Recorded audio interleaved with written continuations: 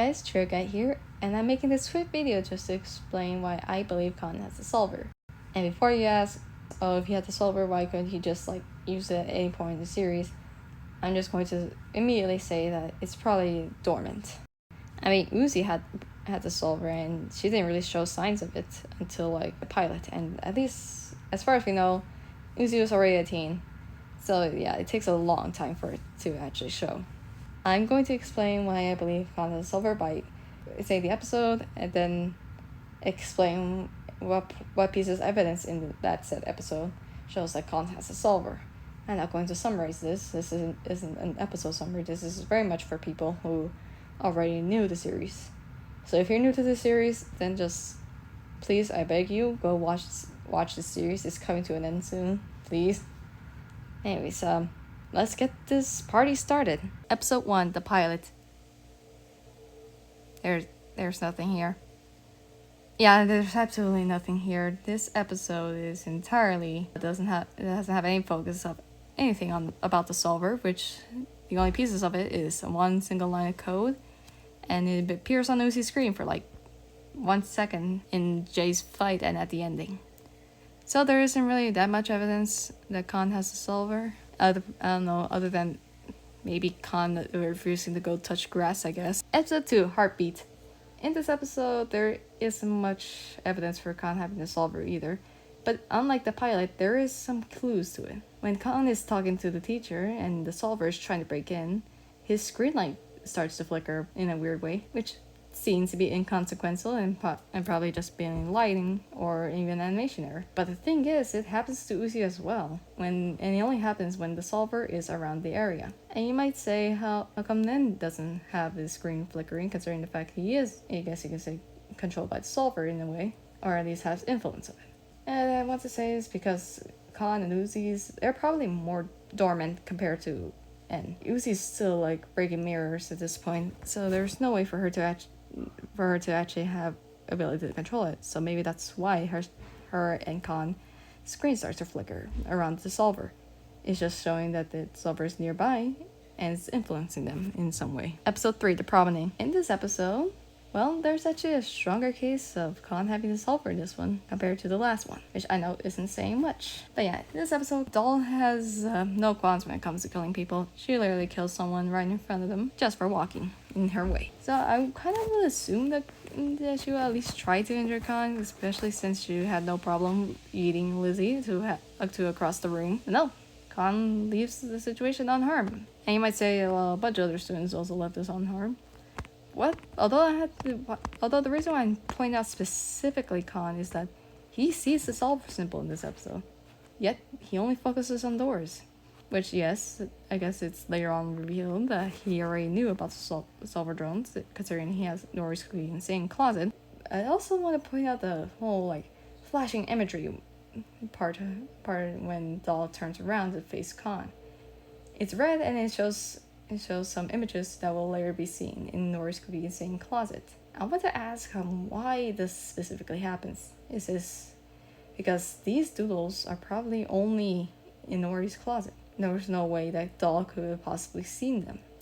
So this could be just images flashing into Khan's mind when he sees Doll, which is kind of interesting. Episode 4, Cabin Fever. This episode only has 2 minutes of Khan, so there isn't a lot to go off here other than Nori's insane closet. So I guess one has less evidence that Khan has the solver, other than the fact this only confirms that he knows about solver, and later on in episode 7 we learned that he already knew that the whole world ending thing. So yeah, there isn't really much to say here other than confirming what I said before. Episode 5, Home. I argue that this episode has the best evidence we have of Khan having the solver, and that is simply because Doll doesn't use the solver on him. You may be asking, how's this be? We can clearly see that Khan was pulled away, especially since she wasn't even there. But no, if you keep your eyes on the symbol, you'll see it's only on the door. There's only one set of solver symbols, and Khan is pulled by the ankle, which is conveniently covered up who's to say that Doll possibly pulled Khan away by his ankles and launched him into the wall? And then that brings up a valid question. Doll can't possibly do it because she only shortly appears afterwards. You tell me that she just appeared and then walked from off screen just to teleport in the same spot? No. We see that the Solver can create tentacles. Who's to say that Doll simply just created tentacles to grab Khan by the ankle and launch him into the wall? And I want to point out Khan being in the wall. These drones are fragile. We see in this very episode that the one dies from a fork. Even this assembly drones, Jay was defeated by a goddamn pen. These drones are like surprisingly fragile. And considering they were worker drones, I wouldn't be surprised they were designed to be that way. But Khan just tanks the hit of being smashed into the wall without a scratch. You would expect some like oil dripping down from where he's cratered into it, but no, he's perfectly fine. I'm pretty sure a force like that would kill someone, but no, he's alive. And although this might be inconsequential, but who knows, but the eye that he closes is usually the place where Solver drones have their symbol there. Is this a coincidence? Possibly, but it's fun to think about it. Episode 6, Dead End. In this episode, Khan doesn't really show up at all. There is no screen time for Khan. Although I do want to point out a statement said by Tessa, that is, the Solver is like an infection, which may seem weird that I'm pointing this out, but considering the fact that we learned that Tessa is just a Solver in wolf's skin, does that mean that it actually confirms that the Solver spreads like an infection? An infection can be transferred to other people. Does this mean that there is a possibility that Nori could have unintentionally infected Khan?